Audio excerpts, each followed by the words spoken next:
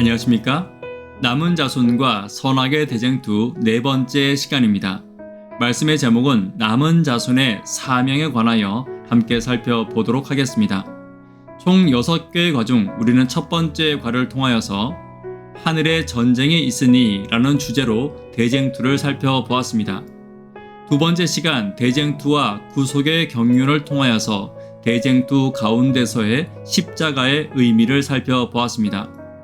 세 번째, 남은 자손의 특성에 관하여 살펴보며 인류 역사 속의 남은 자손과 마지막 시대 남은 자손의 특징을 살펴보았습니다. 지난 시간에 했던 것을 잠깐 2개의 문제로 복습해 보도록 하겠습니다. 첫 번째입니다. 남은 자손은 구원을 위한 선택적 부르심이 아닙니다. 그렇다면 남은 자손의 부르심의 이유가 무엇입니까? 1번 사명을 위해, 2번 교회의 재정을 위해. 몇 번입니까? 첫 번째, 남은 자손은 사명을 위해 불러주었습니다. 두 번째 문제입니다. 성경은 구원을 위한 지식을 위해 주어졌습니다. 그렇다면 예언의 신이 남은 자손에게 주어진 목적은 무엇입니까? 첫 번째, 사명을 완수하기 위해, 두 번째, 성경을 대신하기 위해. 답은 첫 번째, 사명을 완수하기 위해 주어진 것입니다.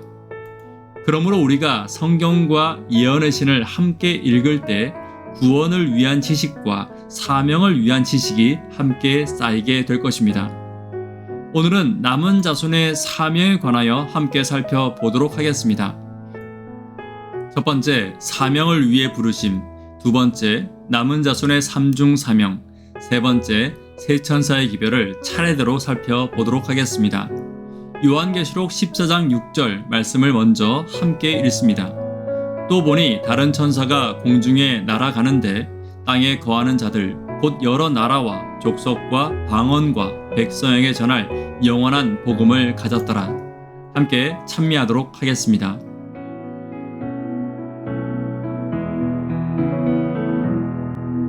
그 선한 힘에 고요히 감사하여 그 놀라운 평화를 누리며 나 그대들과 함께 걸어가네. 나 그대들과 한 해를 여네. 지나가 넘을 어둠의 날들이 무겁게 내 영혼 짓눌러도 오 주여 우릴 외면치 마시고 약속의 구원을 이루소서.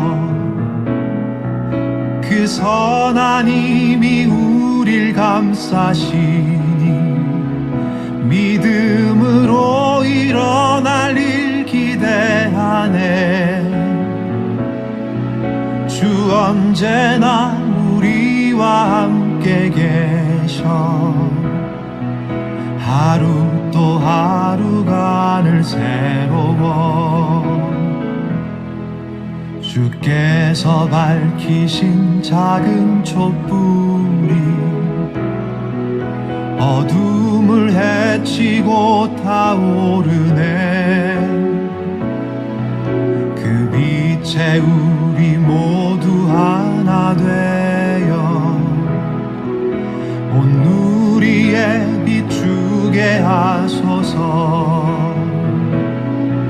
그 선한 힘이 우릴 감싸시니 믿음으로 일어날 일 기대하네. 주 언제나 우리와 함께 계셔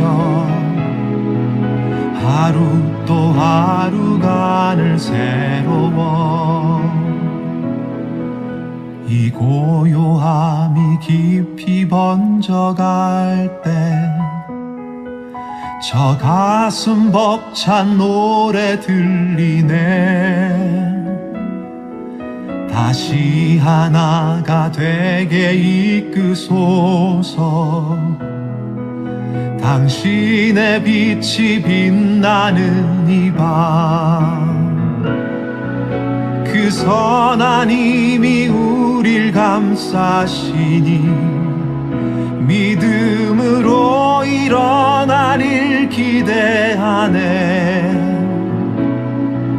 주 언제나 우리와 함께 계셔 하루 또 하루가 늘 새로워 동굴 안에 죄수들이 맞은편 동굴 벽에 있는 그림자만 볼 수 있도록 온몸과 목에 사슬이 묶여 고정되어 있습니다. 그들 장벽 위에 서 있는 사람들은 모닥불을 피워놓고 그림자 놀이를 하고 있습니다. 평생 벽만 보고 살아온 죄수들은 자신들이 보고 있는 그림자들이 이 세상의 전부라고 믿고 있었습니다. 그런데 한 죄수가 사슬에서 풀려나 동굴 밖으로 끌려 나갔습니다. 그 죄수는 지금까지 보아온 그림자들이 모두 실물이 아니라는 것도 깨닫게 되었습니다. 동굴 밖 세상을 보고 모닥불이 아닌 진짜 태양빛도 느끼게 되었습니다. 그 후 그가 다시 동굴 안으로 들어와서 여전히 묶여있는 죄수들에게 장벽 뒤에 세상 이야기를 해준다면 그의 말을 선뜻 받아들이기보다는 오히려 그를 조롱할 것입니다. 그러나 빛의 세상을 바라보고 경험한 자는 빛의 세상을 전할 수밖에 없는 것입니다. 그렇다면 남은 자손의 사명이란 무엇입니까? 교재 72페이지의 내용 함께 살펴보도록 하겠습니다. 남은 자손은 하나님이 위탁하신 사명을 위해 존재하는 자들입니다. 마지막 남은 자손에게도 사명이 있습니다. 재림교회 성도들은 교회 역사의 초기부터 남은 자손으로 확신하고 있습니다. 첫 번째입니다. 하나님의 부르심에는 두 가지 종류가 있습니다. 첫 번째, 구원을 위한 부르심이 있고 두 번째, 봉사 또는 사명을 위한 부르심이 있습니다. 남은 자손으로의 부르심은 후자에 해당합니다. 이 부르심은 공동체 전체를 향한 부르심이 되는 것입니다. 성경 역사에서 공동체에 대한 하나님의 부르심은 언제나 사명 수행을 위한 부르심이었습니다. 대부분 구원의 복음을 전파하는 것이 포함되어 있었습니다. 하지만 이것이 공동체에 속한 사람의 개인적인 구원을 보증하지는 않습니다. 사람에게 구원의 선물이 주어지는 것은 그가 그리스도를 개인의 구주로 받아들였기 때문이지 어떤 신앙 공동체에 속하였기 때문이 아니기 때문입니다. 그러므로 계시록 12장 17절에 남은 자손은 구원을 목적으로 모인 집단이 아닌 하늘이 그들에게 부여한 특별한 사명을 수행하기 위해 존재하는 공동체라는 사실을 잊지 않아야 합니다. 남은 자손의 세 가지 특징이 있습니다. 첫 번째, 하나님의 계명을 지키는 것입니다. 하나님의 계명을 지키는 것은 구원을 위한 조건도 또한 구원을 받는 방법도 아니라는 사실을 기억해야 합니다. 재림교회는 율법의 행위로는 구원을 받을 수 없다고 단언하고 있습니다. 하나님의 율법은 죄인을 구원하기 위해 고안된 것이 아닙니다. 하나님께서 죄인의 구원을 위해 예비하신 길은 그리스도가 유일합니다. 우리는 하나님의 백성으로서 율법을 지키는 것이지 그분의 백성이 되기 위해서 율법을 지키는 것이 아니라는 것입니다. 세상 역사의 마지막 때에 그분의 택함받은 무리로서 그분이 위탁하신 사명을 수행하기 위해 율법을 지키는 것이지 그것을 통해 자신들의 구원을 완성하기 위한 것이 아니라고 재림교회는 말하고 있는 것입니다. 두 번째, 예수의 증거를 살펴봅니다. 예수의 증거를 가지는 것도 구원의 조건이 아닙니다. 예수의 증거를 가지고 있는 것은 구원과 직접적인 연관이 없습니다. 예수의 증거는 화인 여사를 통해 교회에 주어진 특별한 기별입니다. 하지만 주된 목적은 구원을 위한 지식이 아닌 대쟁투에 대한 지식을 주는데 목적이 있음을 기억해야 할 것입니다. 남은 자손의 세 가지 특징, 세 번째, 예수의 믿음입니다. 예수의 믿음은 예수를 믿는 믿음과 구별되어야 합니다. 예수께서 이 땅에 사시는 동안 소유하고 행사하셨던 믿음이 예수의 믿음입니다. 예수의 믿음을 지키는 것이 우리의 단순한 신앙생활이 아닌 남은 자손의 사명임을 잊지 않아야 합니다. 사명을 잃어버리면 정체성을 잃어버리는 것입니다. 오늘 우리의 사명인 예수의 믿음을 지키며 예수의 증거를 가지며 율법을 보호하는 사명을 결코 잊지 않는 저와 여러분 되기를 간절히 바랍니다. 두 번째, 남은 자손의 삼중 사명입니다. 교재 78페이지입니다. 남은 자손의 사명은 대사명을 포함하여 그 외에 주어진 특별한 사명이 있습니다. 세 가지 삼중 사명이 주어져 있는데 하나님의 율법을 회복하고 그분의 품성을 옹호하며 제 이름을 위해 세상을 준비시키는 사명이 주어져 있는 것입니다. 하나씩 살펴보도록 하겠습니다. 첫 번째, 하나님의 율법을 회복하는 사명이 주어져 있습니다. 첫째 사명은 하나님의 율법을 회복하고 세상과 우주 앞에 그 율법을 옹호하는 사명입니다. 남은 자들은 마지막 시대에 율법을 회복해야 합니다. 인간에 의하여 안식일이 변경되었을 때 율법에 생긴 무너진 부분이 보수되어야 합니다. 그들은 십계명의 모든 계명을 순종할 필요를 나타내어야 합니다. 그리스도의 사랑의 강권을 받아 그들은 황폐된 곳을 세우는 일에 그리스도와 협력해야 합니다. 그들은 무너진 데를 수보하는 자요, 길을 수축하여 거할 곳이 되는 자가 되어야 하는 것입니다. 사단은 하나님의 율법을 항상 공격해 왔습니다. 하나님의 율법은 피조물의 행복을 막고 방해하기 때문에 변경되어야 한다고 사단은 주장했습니다. 사단의 노력의 결과로 하나님의 율법은 파괴되고 훼손되고 변경되었습니다. 특별히 넷째 계명, 안식일은 집중 공격을 당했습니다. 예수님은 사단의 주장을 반박하고 율법을 옹호하기 위해 오셔서 죽음을 통해 그의 사명을 완수하였습니다. 남은 자손의 사명도 사단의 주장이 거짓임을 드러내고 삶을 통하여 하나님의 율법을 회복하고 옹호하는 예수님과 같은 사명을 가지고 있음을 기억해야 할 것입니다. 오늘 우리의 삶을 통하여 하나님의 율법을 옹호하고 하나님의 사랑을 회복시키는 저와 여러분 되기를 간절히 바랍니다. 세 번째, 재림을 위해 세상을 준비시킬 사명이 있습니다. 남은 자손은 재림을 위해 세상을 준비시키는 자들이 되어야 합니다. 남은 자손이 가진 세 천사의 기별은 지상의 거민들을 준비시키는 삼중의 경고 기별입니다. 이 기별을 전하는 세 천사는 마지막 시대에 하나님의 성도들을 표상하고 있는 것입니다.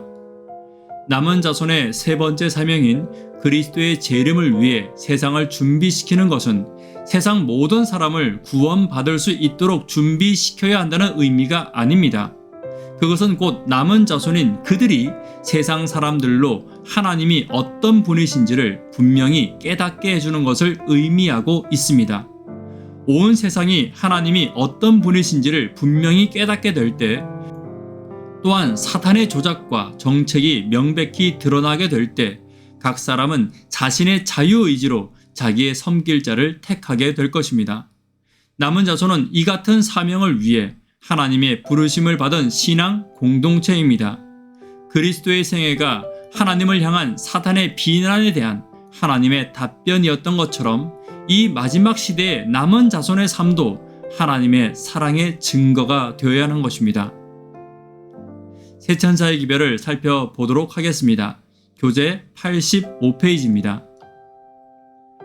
계시록 14장 6절로 12절의 세 천사의 기별은 하늘이 그리스도의 재림 직전에 이 땅에 보내는 마지막 경고의 기별이며, 이 기별을 전하는 천사들은 하늘의 천사가 아닌 이 땅에 있는 하나님의 선택받은 기별자인 남은 자손인 것입니다. 요한계시록 14장 6절로 7절에 있는 말씀을 함께 읽습니다. 또 내가 보니 다른 천사가 공중에 날아가는데 땅에 거하는 자들 곧 여러 나라와 족속과 방언과 백성에게 전할 영원한 복음을 가졌더라. 그가 큰 음성으로 가로되 하나님을 두려워하며 그에게 영광을 돌리라. 이는 그의 심판하실 시간이 이르렀음이니 하늘과 땅과 바다와 물들의 근원을 만드신 이를 경배하라 하더라. 세 천사의 기별, 첫 번째 천사의 기별입니다. 첫 번째 천사는 영원한 복음을 전하는 사명을 받았으며 이 복음은 품성과 삶으로 전파되어야 합니다. 곧 기별자 자신이 복음이 되어야 하는 것입니다. 그렇다면 영원한 복음이란 무엇입니까? 그리스도인 대부분은 복음을 죄인의 구원만 연관지어 생각합니다. 하지만 복음을 죄로부터의 구원만으로 생각한다면 복음의 개념을 타락한 세상에만 가두어 놓는 것입니다. 하나님의 복음은 타락한 인류만을 위한 것이 아닙니다. 온 우주의 행복을 위한 하나님의 행위와 그 행위의 결과가 복음입니다. 그래서 복음은 기별자의 입술만이 아닌 품성과 삶을 통해 전파되어야 합니다. 곧 기별자 자신이 복음이 되어야 하는 것입니다. 그리스도께서 이 땅에 계시는 동안 많은 사람에게 구원의 복음을 전파하셨습니다. 하지만 실제로 그들에게 전파된 것은 그분의 입술을 통해서 나오는 말씀이 아닌 그분 자신이었습니다.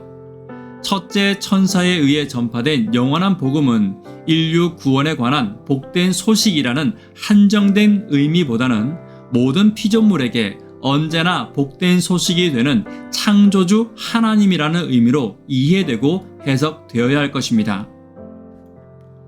그러므로 영원한 복음의 내용은 예수님께서 말씀과 더불어 그분의 삶과 그분 자신이 복음 되셨듯이 남은 자손인 우리의 삶과 우리의 언어와 행동과 신앙이 교회와 세상과 가정의 복음이 되어야 할 것입니다. 둘째 천사의 기별입니다. 둘째 천사는 바벨론에 관련된 기별입니다. 바벨론의 표상과 상징을 살펴보자면 바벨론은 사람이 만든 거짓 예배 제도를 상징합니다.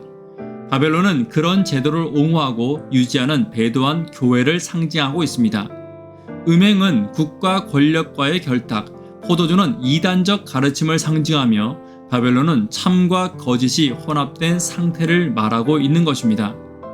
바벨론의 역사적, 영적인 적용을 살펴보면 역사적 적용은 배도하고 타락한 교회를 가르치고 있으며 영적 적용은 순수함을 상실하고 하늘의 원칙과 세상의 원칙이 뒤섞여 혼잡한 개인의 신앙 상태를 말하고 있는 것입니다. 첫째 천사와 둘째 천사의 기별은 이어지는 기별입니다. 첫째 천사는 누구를 예배하느냐의 문제이고 둘째 천사는 누구를 어떻게 예배하느냐의 문제인 것입니다. 둘째 천사는 바벨론의 몰락을 선포합니다. 이는 이 땅에 존재하는 배도한 교회들과 사람이 만든 예배 제도들을 하나님이 모두 심판하고 멸하셨음을 의미하고 있습니다. 오늘날 이 땅에는 수많은 사람이 하나님의 백성임을 자처하며 살아가고 있습니다. 그들 대부분은 자신들이 성경에 기초한 신앙을 하고 있고 하늘의 원칙에 따라 창조주 하나님을 경배한다고 주장하고 있습니다. 하지만 그들의 교리에는 사람의 사상이 스며들어 있고 그들의 예배 제도에는 세상의 원칙이 섞여 있는 경우가 허다합니다. 둘째 천사는 이 모든 혼잡한 제도의 종말이 이르렀음을 선포하고 있는 것입니다. 이 기별은 배도한 교회들에 몸담고 있는 하나님의 참 백성에게는 거기서 나올 것을 종용하는 기별이며 믿는 개인들에게는 처음에 단순하고 순수한 신앙으로 돌아갈 것을 강권하는 기별입니다. 지금 우리 속에도 인간적인 고집과 사람의 생각과 경험에 사로잡힌 교회와 신앙의 모습들이 분명히 있을 것입니다. 마땅히 변화해야 할 것을 변화하지 않고 지켜야 할 것을 지키지 못하는 인간적 지식과 선입견, 그리고 내 경험에 사로잡히는 일들이 나만의 바벨론이며 그 바벨론이 우리 안에서 없어져야 할 것입니다. 오직 하나님의 원칙과 사랑만이 교회와 신앙의 원칙이 되기를 간절히 바랍니다. 세 번째, 셋째 천사의 기별입니다. 셋째 천사의 기별은 짐승과 그 짐승을 위해 만든 우상에게 경배하는 자들에 대한 경고의 기별입니다. 짐승의 우상은 마지막 시대에 교회들이 종교개혁의 참 정신을 잃어버리고 다른 이들에게 자신들의 가르침을 강요하기 위해 정부와 손을 잡을 때 생겨날 배도한 교회의 형태를 표상하고 있는 것입니다. 그러므로 짐승과 짐승의 우상이 표상하고 의미하는 바는 짐승은 교회와 정부의 연합체를 상징하며 짐승의 우상은 그와 유사한 연합체를 상징합니다. 그러므로 짐승은 하나님의 참 백성을 핍박하는 일을 할 것이며 짐승의 우상 역시 그와 똑같은 행동을 하게 될 것입니다. 마지막 시대의 사단은 믿음의 백성들이 하나님을 경배하지 못하도록 현혹하며 사단의 모든 정성과 노력을 쏟아서 하나님을 경배하는 데서 떠나도록 하나님의 백성들을 유혹하고 핍박하기 위해 애쓸 것입니다. 그러나 염려하지 않아야 할 것은 사단이 애쓸수록 하나님은 더 강한 보호의 팔로 나를 보호할 것이기 때문이고 사단의 지혜와 술수가 더 교만해질수록 하나님은 성령을 통하여 천지의 창조자이신 창조주의 지혜를 저와 여러분들에게 빌려주실 것입니다.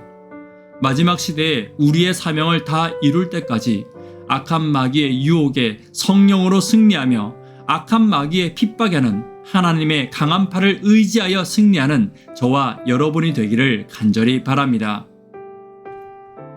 요약과 결론을 살펴보도록 하겠습니다. 세천사는 복음을 선포하는 성도들입니다. 천사는 남은 자손 곧 재림 성도들입니다. 세천사의 기별의 핵심은 창조주 하나님을 경배하라는 것입니다. 마지막 쟁점은 하나님과 짐승의 우상 중 누구를 영원한 예배의 대상으로 선택하느냐는 것입니다. 영원한 복음은 모든 피조물에게 복된 소식이 되는 하나님 자신을 의미합니다. 그러므로 영원한 복음을 전하는 남은 자들의 삶도 복음이 되어야 하는 것입니다. 하나님께서는 마지막 사명의 수행을 위해 남은 자손이라는 신앙 공동체를 불러주셨습니다. 남은 자손은 하나님의 계명을 지키며 예수의 증거를 가지고 있으며 예수의 믿음을 지키는 자들입니다. 남은 자손은 하나님의 율법을 회복하고 품성을 옹호하며 재림을 위해 세상을 준비시키는 자들입니다. 그리고 새 천사의 기별로 하나님을 선포하는 저와 여러분들이 되어야 할 것입니다. 오늘 우리 안에서 성품을 통해서 내 손에 들린 말씀이 온전하게 전해지기를 간절히 바랍니다. 특별히 인간의 선입견과 부족한 경험에 지배받지 않고 오직 성령의 음성만을 귀 기울이는 교회와 내가 되기를 위해서 함께 기도 부탁드립니다. 하나님의 주신 사명의 공동체로서 사명을 온전히 이루기 위해 성령의 음성과 말씀의 소리에 귀를 기울이는 저와 여러분 되기를 간절히 바라며 말씀을 마치도록 하겠습니다. 이 시간 개인적으로 혹은 함께 예배 드리시는 분들과 기도 부탁드립니다. 감사합니다.